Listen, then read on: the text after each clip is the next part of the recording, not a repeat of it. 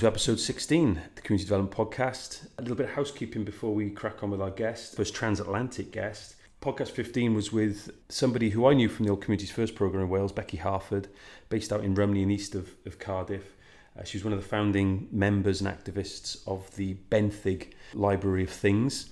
And she talks really kind of frankly and honestly about some of the burdens almost that successful projects, community development projects can bring on volunteers. And it's a really frank and honest discussion from Becky. But certainly more positively as well, she talks about the success of that project. Benthyg is the Welsh word for to borrow. And they've been successful in some grants, but they've coalesced, they've aligned with other community enterprises and ventures and just kind of grassroots activism. And it's a real great case study for how these very nascent, perhaps quite sort of independent, autonomous campaigns and projects at a very grassroots level can find a strength in numbers, can coalesce, as I say. So that's up there. And before that was podcast 14, where we looked at sort of like the rural and urban distinction of doing community development in a more urban and a more rural part of Wales. And there's a blog brand new this week, some quick thoughts and reflections on my part on social prescribing. NHS England has announced that they're going to recruit an quote-unquote army of link workers to help sort of facilitate and develop social prescribing, those non-clinical forms of prescription that can help people manage their health, improve their well-being, both physically and mentally and emotionally. That's not a new thing. I've had some contact with that previously in previous community development roles and just kind of pondered some reflections on really how community development needs to be at the heart of that, and we need to be challenging some of those more systemic structural issues around health inequality. We can all do more to manage our own health and improve our own health and exercise more and eat better and all those sorts of things, but we must not forget that there are very, very systemic issues as well. And in order to really fundamentally tackle those, community development has to be at the heart of any social prescribing framework, I would argue. So that's up there, and there's a couple of links to other blogs that other people have written on the topic as well. So enough about what we've done. Let's get cracking on another episode with some content that I'm genuinely fascinated by, and I feel a little bit uninitiated, if I'm honest, about it. I've done a lot of reading. Moses, who I'll introduce in a moment, has sent me through a fascinating paper. He sent me a couple of YouTube clips, a fascinating documentary about historically Black colleges and universities in the United States. So, hello, Moses. Welcome to the podcast. Well, good afternoon. Thanks for having me. I'm currently a PhD student at the State University of New York. My major is Community Research and Action. It's an interdisciplinary program, and my research focuses on historically Black colleges and universities, which is a part of what we call minority-serving institutions here in the United States, and more broadly looking at university-community relations to enhance neighborhood revitalization.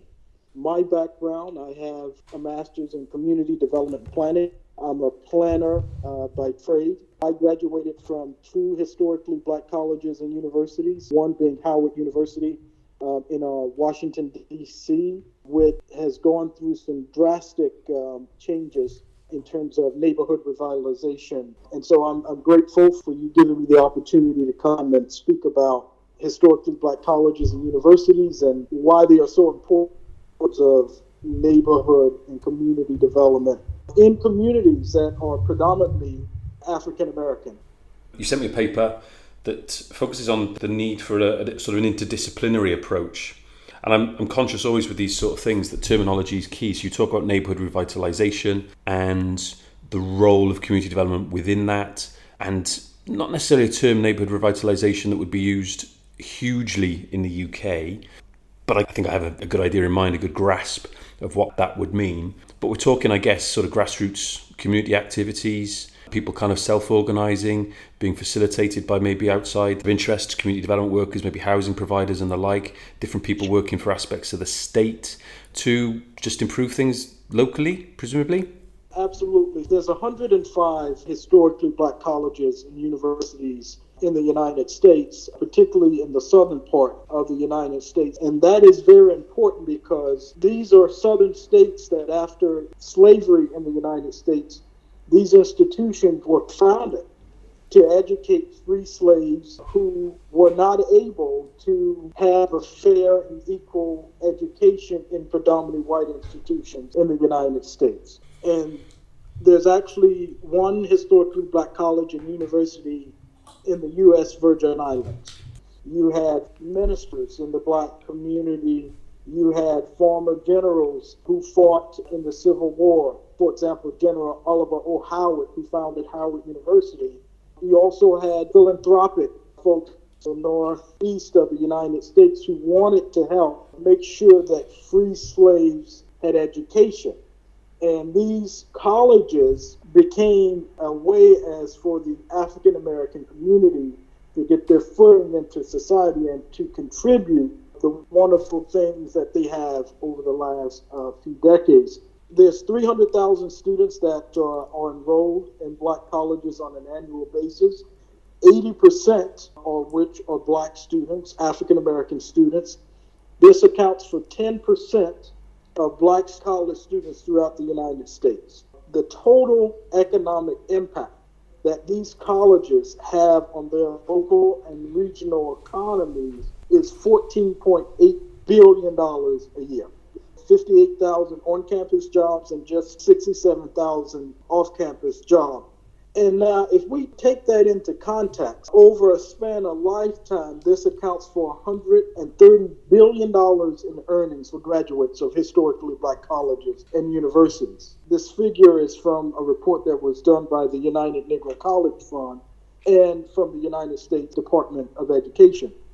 Now, these figures are very important because when we think about community development and neighborhood revitalization, for example, in urban cities like Washington, D.C., where Howard University is located, where I went to school, which is one of the Ivy League black colleges, if you will, is going through a drastic change in terms of neighborhood revitalization, a lot of gentrification. And so what you have now is a situation where universities like Howard are having to make decisions about the financial problems that they're facing.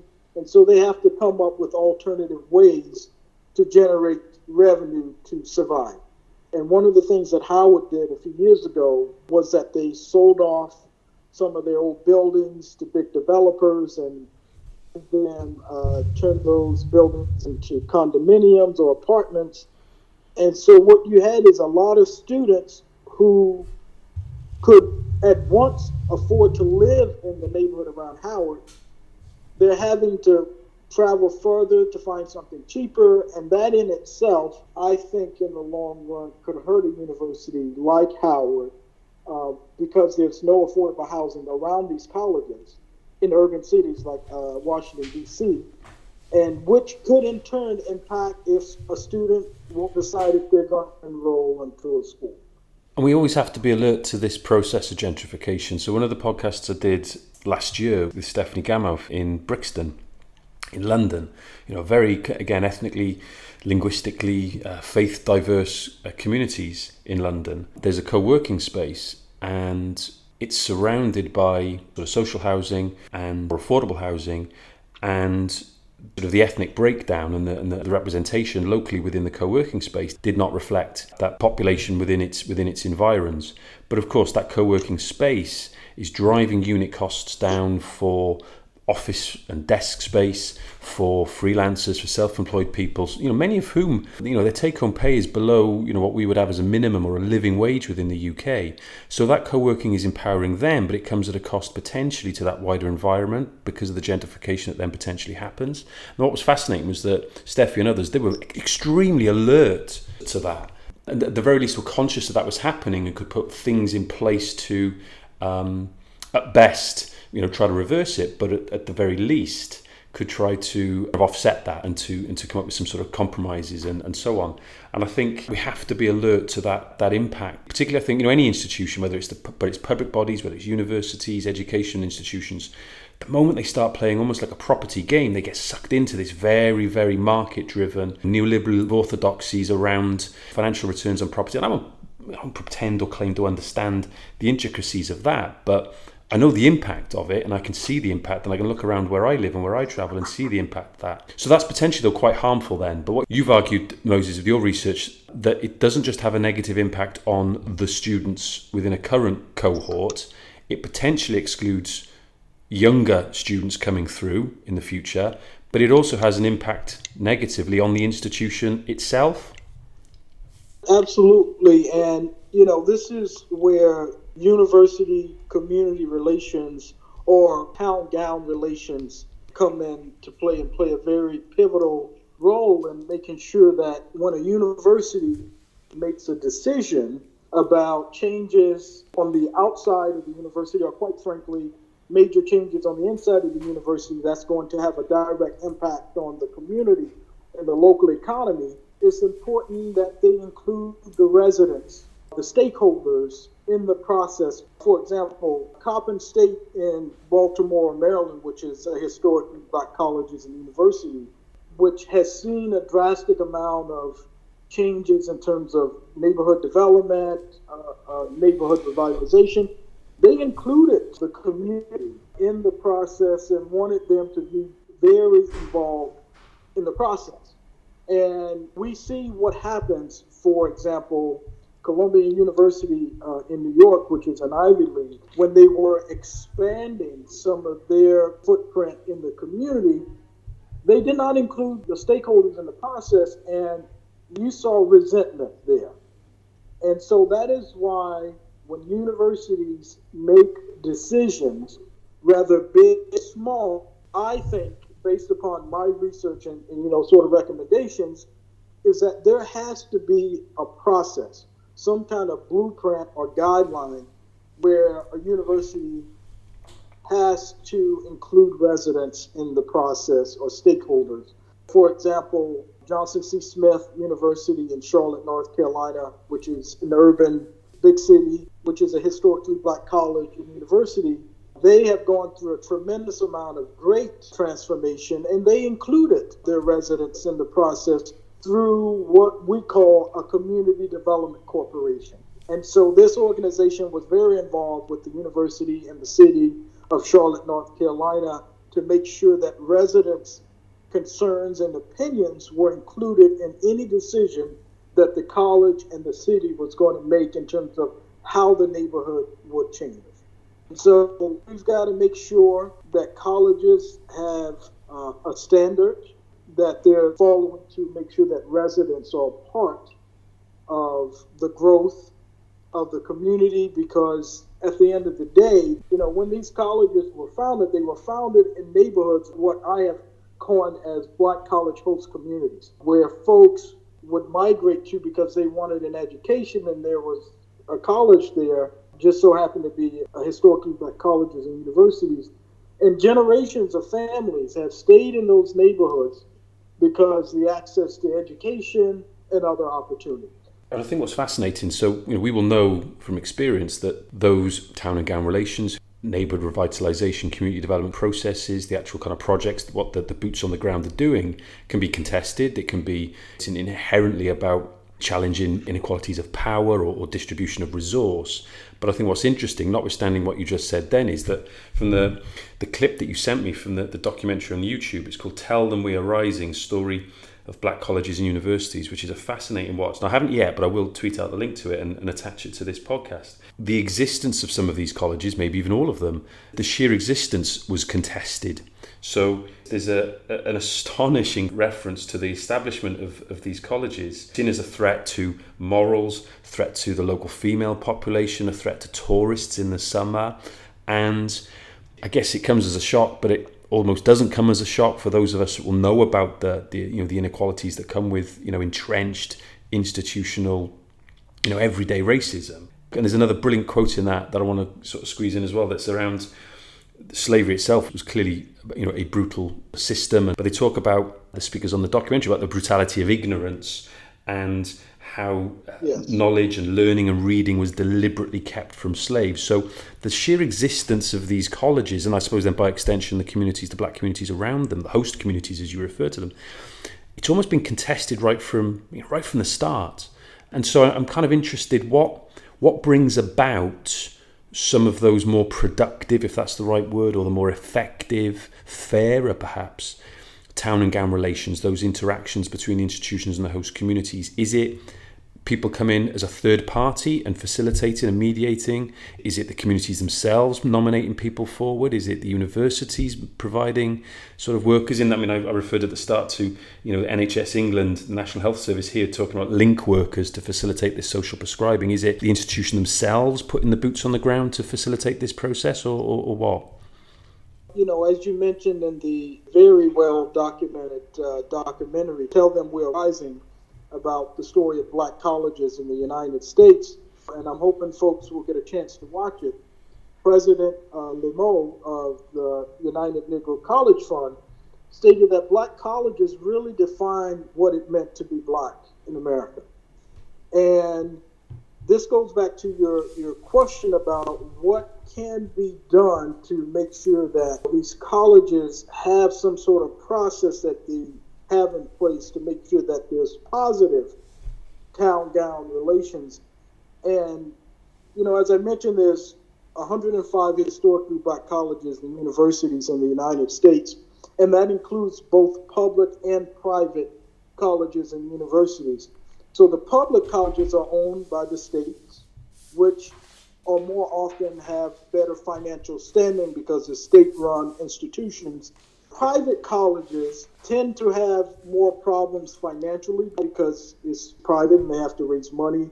And that is where you see a lot of the not so good positive university-community relationships are with the private colleges and universities.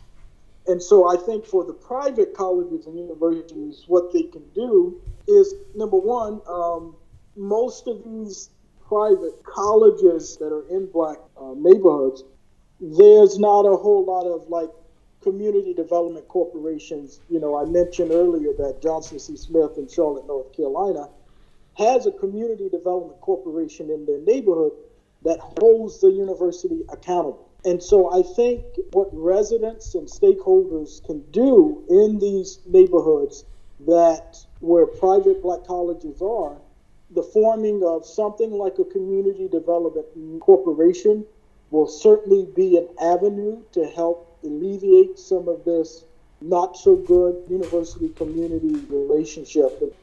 A second step would be making sure that the local government are holding universities accountable to make sure that they have plans and practices in place for when they are going to expand their reach in the community to make sure that residents are being included in the process. And I think that would resonate a lot with what we talk about perhaps over here in terms of community development work, or sort of community regeneration, but perhaps would be the term more widely used. But I guess that's the synonym of neighbourhood revitalisation. And I think it's something that's actually quite undeveloped in the UK by and large, certainly in Wales. And you talk a lot about urban areas as well. I'd be interested to see if there is some sort of rural-urban distinction. There seems to me to be a bit more of a sort of a critical mass within urban areas for these sorts of organisations to set up, whether they be something like a development trust that we would know here, or other forms of legal structure or entity. It's a bit undeveloped, and I've talked previously about how with Communities First, as a programme that was funded by Welsh Government to the tune of about £40 million a year at its height over a 15 to 16 year period, one of the things that we really, really did not focus on anywhere near enough was the explicit setting up, development, nurturing of these sorts of organisations, these entities, corporations, you call them, whatever the term is, but those locally accountable, independent of the state bodies that are made up of local people, represent local interests, and so on. And like you said, it's an absolutely critical thing that you've said there in terms of holding, in this instance, historically black college or university to account. But I guess they can hold lots of other public and quasi-public bodies to account as well, of course. And we certainly missed a trick. That's not to say that they don't exist. Some did, but they didn't have a particular framework around them. And so I'm interested that you talk about standards, that there's almost like a framework then to refer to say, okay, this is what can be done that can prove to be effective, that can prove to put things on a more equal footing between colleges and host communities. Historically black colleges and universities, they do wonderful things in the neighborhood and in the communities where they're located. For example, when I was a student at Howard University, it was a requirement that I would do a certain amount of volunteer hours at the local Boys and Girls Club to tutor students.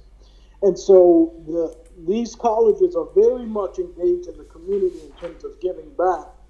But I think, as I mentioned earlier, when private colleges are in these financial straits and they have to make major decisions about whether they're going to close their doors or stay open, and then this thing of, well, maybe we can get rid of this program, or we can lay off this number of faculty and staff, or maybe we can sell this property to come up with revenue to save the school. So I don't think these colleges like Howard intentionally do these things to hurt the neighborhood. I think most often these decisions are made under dire financial stress, and that they want to save the college, and sometimes not recognizing the consequences that it could have on the neighborhood is not at the forefront when making these decisions about saving the college, which we certainly need historically black colleges and universities. So perhaps maybe before the colleges get to these places where they have to make these big decisions about whether to lay off staff or to close a college or to cut programs, maybe had the stakeholders been involved in the process all the way through, that may yield different results in terms of the decisions that are going to be made. And so having the stakeholders at the start of these negotiations, if you will, could have a better result and outcome for colleges and universities. You mentioned Coppin State in Baltimore earlier. Yes. And there's a reference in the paper here, I've got it in front of me, made it its mission to mitigate poverty and youth violence in the surrounding community. That to me is a serious thing. That's going to turn some young people's heads maybe from a life of crime or violence. It's going to make them feel safer. It's going to empower them to make more positive choices about their lives and relationships and so on. And I'm not for one second going to decry that. But what you're saying is that rather than just stop at encouraging students to get involved locally, and you mentioned an example there with boys and girls clubs, and to do it in some sort of benevolent way, what you're saying is actually it's got to go beyond that, and actually being much more engaged, much more rooted, much more connected with local communities actually potentially makes them make better decisions longer term, and then avoid some of those emergency crises type incidents and occasions. And you touched on the fact that the financial crisis in 2008 has had difficulties, and clearly that will, some universities and colleges, no matter how engaged they are and how keen they are to involve local people, those external economic forces can sometimes be so disastrous. There's little that they can do to withstand those, and will have to adapt. What you're saying is that all being well, by involving people locally and genuinely and effectively, that maybe better decision making happens just as a general rule. Yeah, absolutely. And Coppin State in West Baltimore is a perfect example. They understood and understand that Coppin State would not be there if it were not for the neighborhood. And so they know that making sure that the neighborhood around the college, if that is well, then the college itself will be well. Yeah. And so it's kind of like it's a reversal from the literature that I've read and some of the projects that have gone on, not just with historically black colleges and universities, but colleges in general in the United States, where some people feel if they increase their standing or sort of their landscape in the neighborhood, that will make the college better, and in return make the neighborhood better. And sometimes it's the opposite. When you expand opportunities in the neighborhood, not just physical building spaces, but creating jobs and creating those solid partnerships where the students are heavily involved in the community, and the college recognizes the importance of a neighborhood, that in itself could be the deciding factor if a college or university decides to close. I picked out a page in your, or paragraph in your in the paper you sent through, and I mean, I chuckled when I read it, but in one respect, there's a danger. It's a bit of a cliche. But you cite a paper, I think, or some work or research by Gavazzi and Fox. I hope I've pronounced the first name right. And it echoes what you've said there about how the town and gown relationships are increasingly more critical as a means of survival for the colleges and universities, as well as those communities. And they use the metaphor of marriage to describe the relationship between the school and the host community. And it sort of made me chuckle, because there is a danger. It sounds cliche, but I guess it's a metaphor that a lot of people are going to obviously recognise. It's a bit of give and take. There's a significant element of reciprocity in that relationship. And there's a good chance that if the school is thriving, the community can thrive. If the community is thriving, the school's going to benefit as well. Yes, that metaphor is certainly, it sums it all up. Like until death do us apart, it's a give and take kind of thing. And in a marriage, you got to make sure that both spouses are doing well. And that is the same thing here with the university and the communities. Because if one is not doing well, then that is going to drastically impact the outcomes of either the university or the community. And the opportunity to make the sum greater than the parts is clearly what we're always striving to do with this sort of work and these sort of approaches, really. I'm really grateful for your time, Moses. It's fascinating work. It resonated with me when you first got in touch, because I'd sat on a steering group of an engagement project, it was called, with Cardiff University here in Wales, with two communities, again, quite diverse communities, but very similar challenges as well, certainly economically. One was a large housing estate in a town called Merthyr Tydfil, high up in the South Wales valleys in the former coalfield. It's a bit of a go-to. It's that poster boy almost for disadvantage within the South Wales valleys. A degree of infamy and notoriety in this area, which isn't fair. And then another community then, very ethnically diverse, whereas that's very much largely sort of white and Welsh-born. Another community then in the Cardiff Docks area, traditionally, the Tiger Bay area of Butetown. And what that was trying to do, and it was called Stronger Communities, Healthier People, and what that was trying to do was try to co-produce research. Now, I don't know whether co-production is a term that you would necessarily be familiar with, or whether it would resonate with you over there, Moses, but what they were trying to say over here was that when you look at it as a research agenda, so we're not talking about university estates and buildings and recruitment, we're just talking about the academics looking to maybe go in from a sociology background or an anthropology background or a health background, public health, going into communities traditionally have kind of poked and prodded around and asked questions. They leave, and they might do that with a huge amount of dignity and respect and patience, and again, benevolently might get involved in other things locally. But they go back and they analyse that data and they process it into papers and research findings, etc. And those research findings go to a conference, they go to journals. They very rarely go back to the people who were being researched. I think there's a sort of a parallel there to a certain extent, and I think what that project was trying to do was, and it was a fascinating one to be involved in, was to try to make that a little bit more equitable. But what was fascinating was the research inquiries, the research questions that the academics had and the research students had weren't hugely different to what inquiries locally were either. And what they were actually doing was co-producing better research by going in and saying, well, what is it, local people, that you want to know? What is it that you don't understand? What is it that you would like to get to know better or get to change perhaps, and develop a research agenda? So it's a much more holistic sort of process. And again, I think there's a parallel there, albeit with the research process, not just the whole kind of operation and scale of these large colleges and universities. That's about, let's not just do it for a very temporary part of the journey. Let's try to hardwire it in at the outset, and let's try to keep people involved, keep communities involved for as long and as much as we can. And we're not always going to get it right, clearly, but at least if there's that intent, then intuitively it feels like we're all going to be a bit better off, though it might take a bit longer to make certain decisions. It might be a contested process. There might be some residents who are wagging their finger at you, disappointed and angry at maybe decisions that have been made, but actually we're all better off for that longer term. Yeah, absolutely. And this idea of reciprocity is very, very important. I talked about in my research in the United States, where we were facing the recession in 2008, I talk about researching this topic around Black colleges may have warranted using one discipline, but the use of multiple disciplines, interdisciplinary disciplines, and for my study I use higher education and community development and planning, because when you start to get into the thick of things and the research, you uncover things that you wouldn't have been able to uncover when using multiple disciplines. And so that is critically important, I think.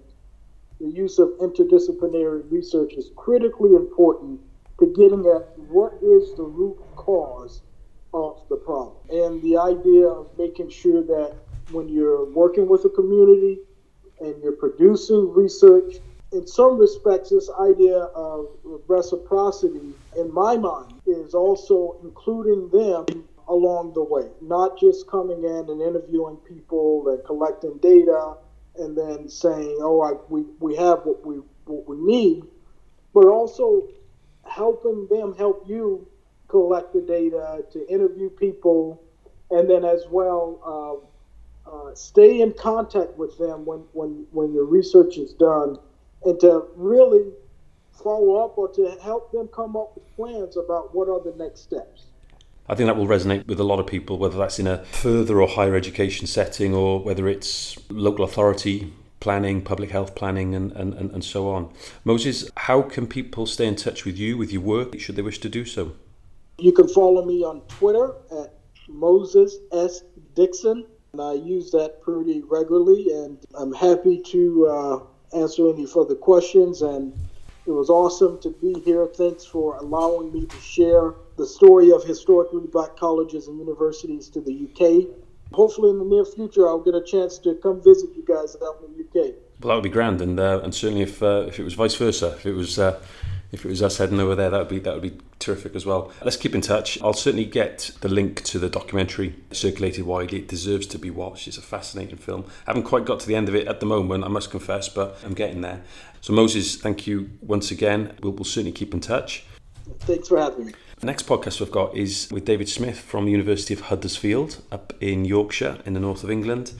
Man I heard speak at a sporting heritage conference about how he was working to preserve history, memories, traditions, heritage of rugby league in communities up there.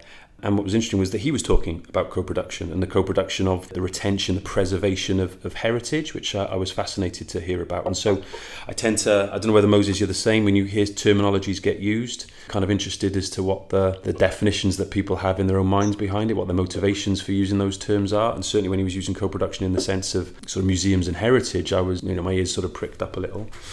So we've got that, and I'm also looking forward to catching up with Dr. Rob Watson, somebody who is an authority on things to do with community media, has talked a lot about the role of podcasts in giving communities a voice, but not just podcasts, it's radio stations, it's other forms of media as well.